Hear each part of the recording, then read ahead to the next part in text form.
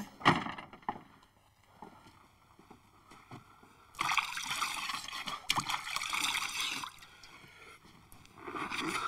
G'day, how you going? I'm Grant Latimer and I'm here with my mate Rover. This week we're deep in the heart of central Otago. We'll be shearing a few sheep, horse trekking through some of New Zealand's most amazing landscapes, chasing around some mountain tar, and if we're lucky, we might even catch ourselves a trout or two. So why don't you go and tidy yourselves up a bit, and I'll catch you in just a ticky, eh? Hey, good boy! Pick it up, pick it up.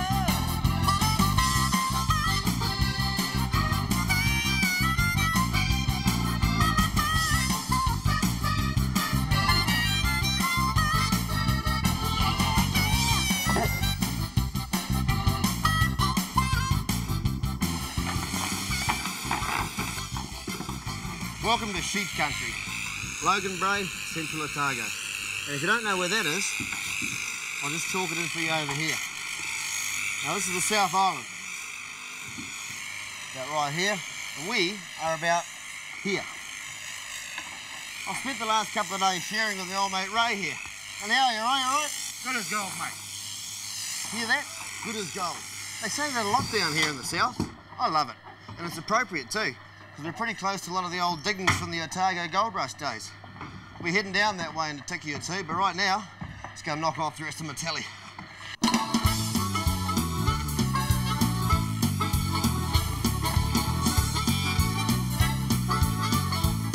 On a good day, a top shearer can do 50 merinos an hour. That's nearly one a minute.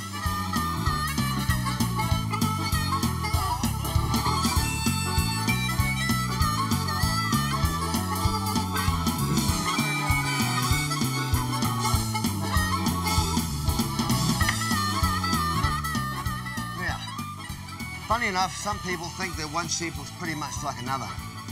But any farmer would recognise this fella here as a merino on the count of his pink nose, his horns, his white hooves, deep chest, and this fine, fine fleece. Look at that. Spinners just love it. Hey, Ray, how many of these to make a jersey? Depends on how big your needles are, mate.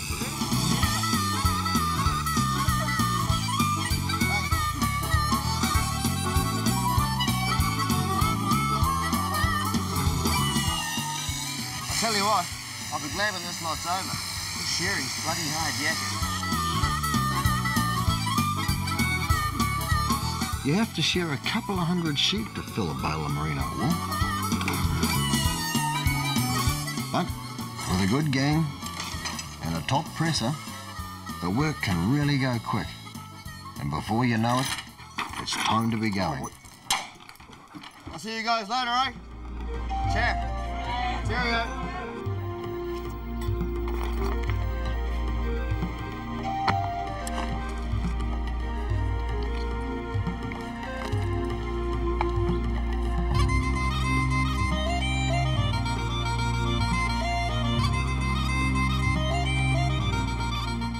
300 million years ago, before the dinosaurs, Central Otago lay on the sea floor. These days, its Great Rock Plateau rises more than 600 metres above the coast. I reckon it's one of the wildest and most unforgiving places in New Zealand. A land of rocks and hard places, where only the tough and the strong survive.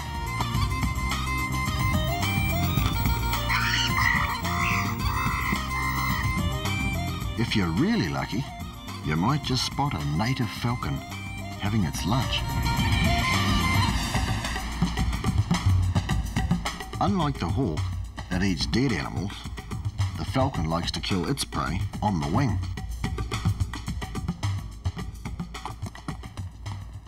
This is great country to ride through, but to do it you need a good strong horse like old Frosty here. Part Clydesdale, part warm-blooded. He's strong, dependable and sure-footed. You can trust your life with them.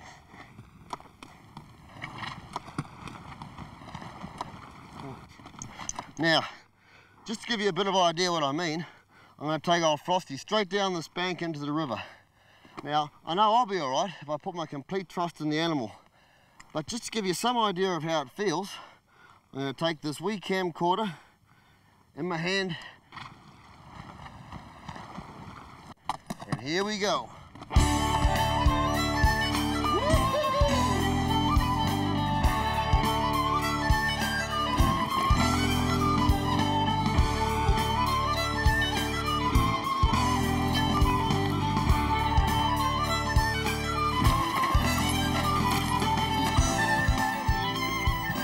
Look at that, good as gold.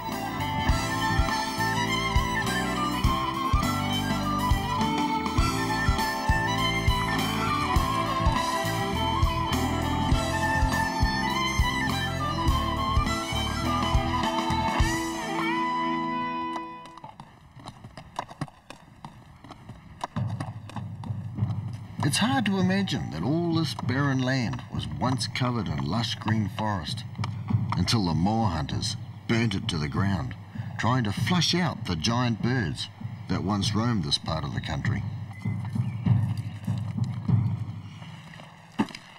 It's amazing how humans can change a landscape. Amazing what a landscape can make you think about. I love this kind of country. Badlands, all rocks and canyons. Type of country you'd expect to see in a cowboy movie. Okay, Rover, it's just you and me. I'm gonna count to 10, boy. And when I turn my back, I'm coming to get you, boy.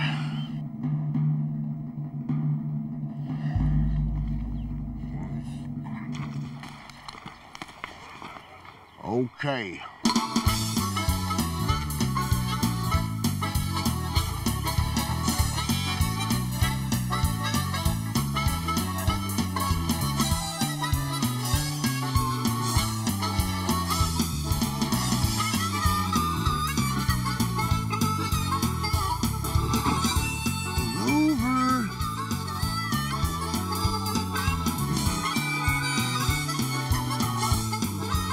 You're out there somewhere, boy. I can smell you.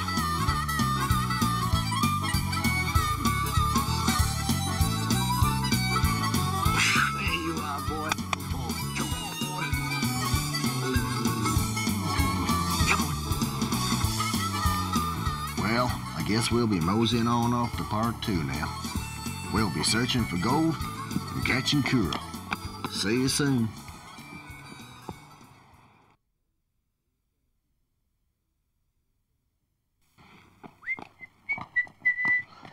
To ride across central Otago is to ride across a country whose heart was ripped out and turned into wasteland by men who are hungry for gold. Like here at Bannockburn, where back in the 1860s, hundreds of miners turned a whole hillside into rubble. The hills of central Otago are peppered with mine shafts and tunnels, just like this one, hacked out by miners trying to strike it rich. Not much going on around here these days, but let's go and have a look anyway, shall we? Come on. Come on, Rover. Come on, boy. Ooh. To many of the old miners who worked these claims, the mine wasn't just a place of work, it was home. They're long gone now, replaced by some new and even more determined residents. Look, there's a weta. Now, some people don't like wetters. Can't think why. I reckon they're beaut. They're related to grasshoppers and locusts. And while they may look scary, they're pretty harmless, really. Now, some wetters, like the tusked wetter, are very rare. And they're getting rarer by the day, because sometimes the females eat the males during sex. You wouldn't have liked it in there, mate. That was awesome. Come on, mate.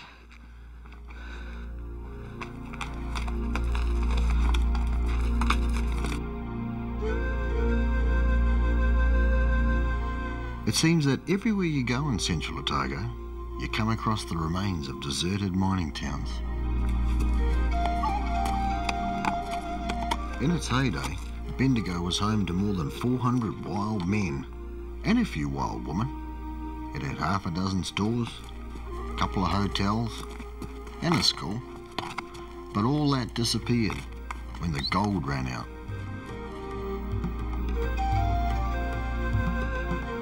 They were a tough breed, the miners. They had to be. The Otago winter could be pretty hard, so you had to be fairly special if you wanted to work the creek beds around here.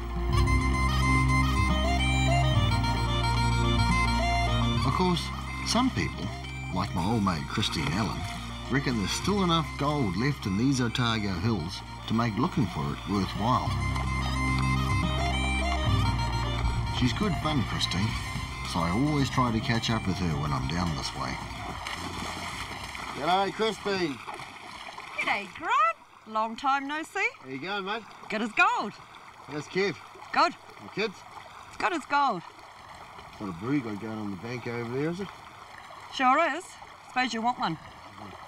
Go make it yourself then. Hey. Just the same, mate, just the same.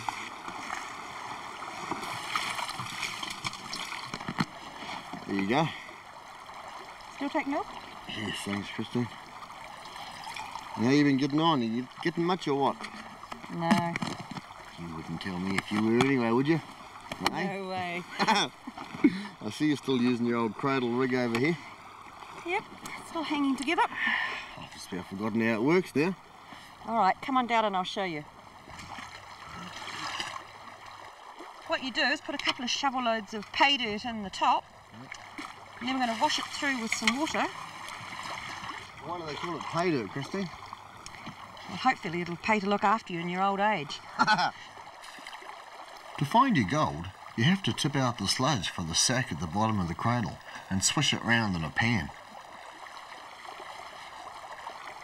Now, I'm not a greedy bloke by nature, but there's something about that yellow stuff that can really get to you. Should start to see it now out There's the a back. bit. Look at that. Get your thieving hands off. We'd struck it lucky, but for me, the best was yet to come. There they are. Kura, freshwater crayfish. Kura are cousins to the saltwater crayfish, but unlike their mates that live in the sea, these guys have learned to live in streams and ponds, a long way from the ocean. Now, I've always called them kura, but Christine has another name for them. Yabbies. Yabbies. Well, I don't care what you call them. They're neat to eat, so excuse us. We're going to grab ourselves some for lunch.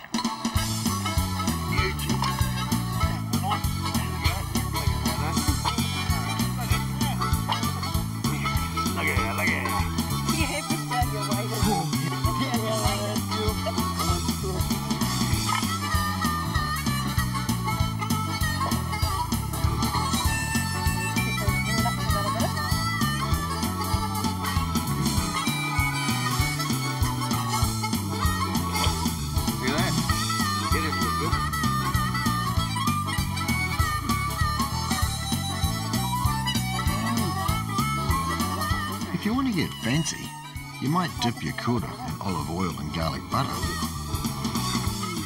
Or you might not. Right. You don't eat that much. Oh, yes.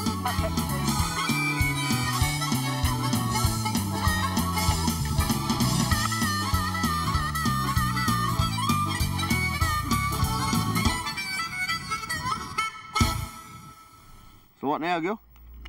Thought I might go up to the dam and catch a fish. Do you want to come? Too right. Great. I'll grab my horse and hound and we're gone, eh?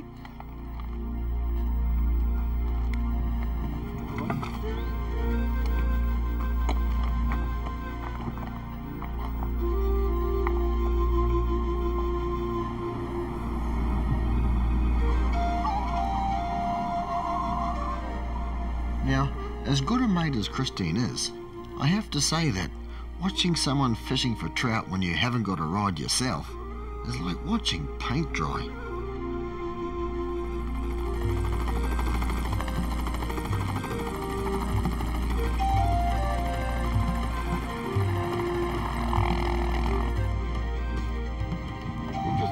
been here long enough now for my clothes to go out of fashion.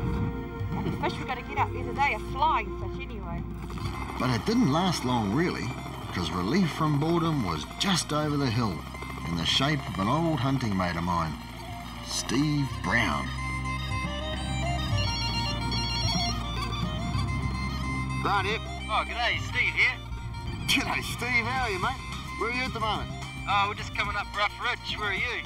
Down at the Bullburn, mate. Bullburn? Oh, we're just out looking for tar. I've got some clients coming in next week from America.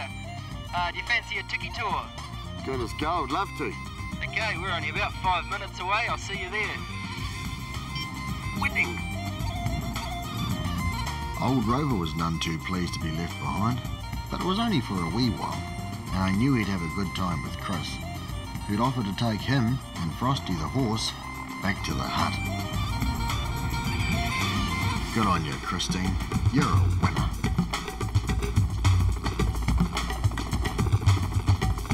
Now, where are those mountain tar?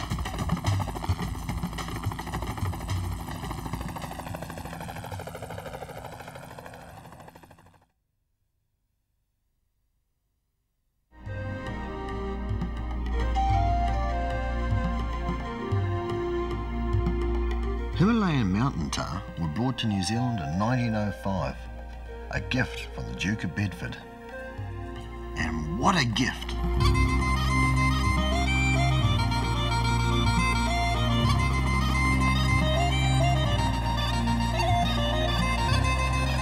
So Steve, you're obviously still on the hunting business?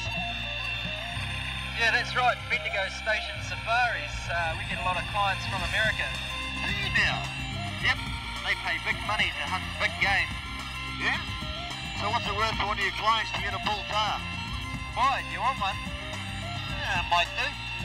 Have you got $3,000 on you? Yeah, I'll take two. Not. Us Kiwis can get them for free.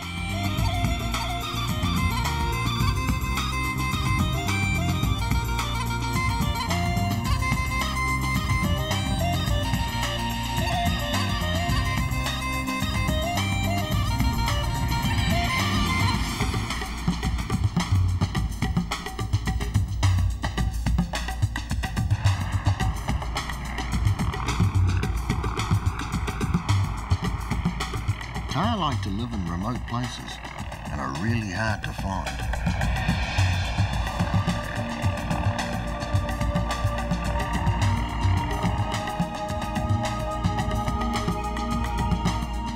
As with a lot of wildlife, you have to be patient and be prepared to put in the hard yards if you want a result. Like Christine, whose patience was finally paying off. Feels like it's a biggie.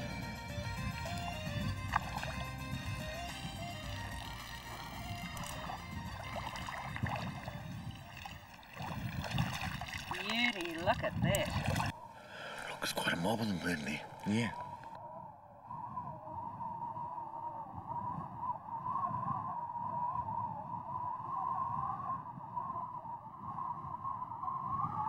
And there they are. A couple of good bulls, about 80 to 100 kilos. You have to keep very still though, because tar have got excellent eyesight. And if we move, we'll spook them.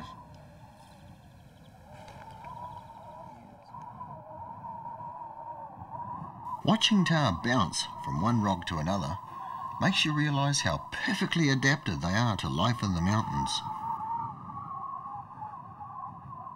Their hooves have a hard rim of keratin around the edges. That's the same stuff that your fingernails are made of, with a soft, spongy pad inside. It's as if Mother Nature has given them their own set of Nikes.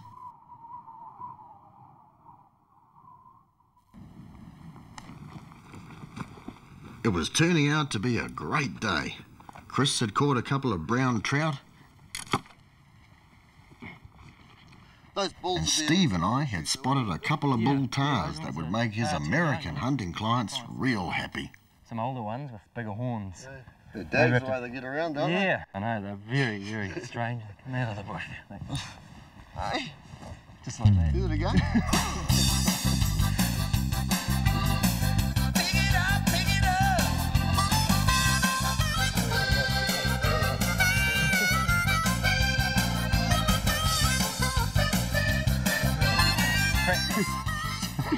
Nothing like acting the goat now and then.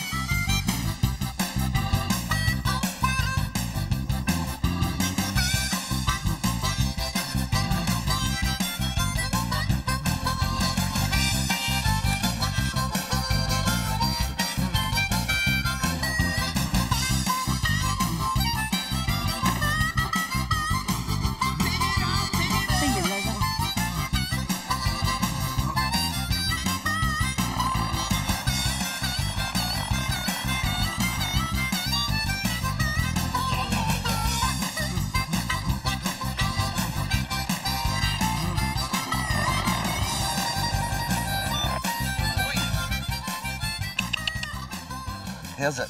Where you go? There you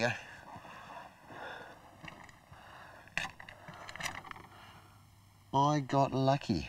Cheers, Chris.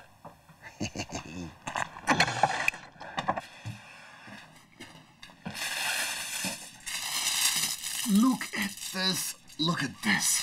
A beautiful brown trout. Good on you, Chris. You're a winner. All prepared and all seasoned, ready to go. Just going to wrap it up. Left it on the embers. And there's Charlie. That's my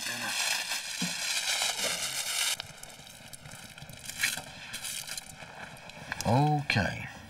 While that's cooking, I'd better go and sort out old Rover. There you go.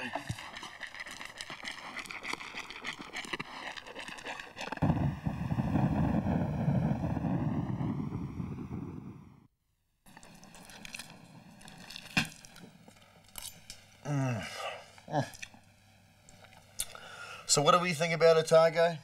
Good as gold. See you next time. Hooroo.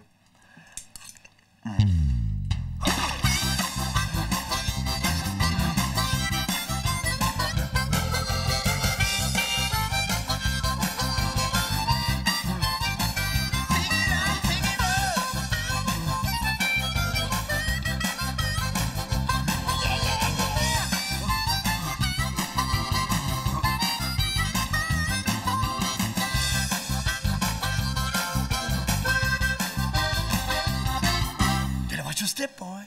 This program was made with the help of your broadcasting fee.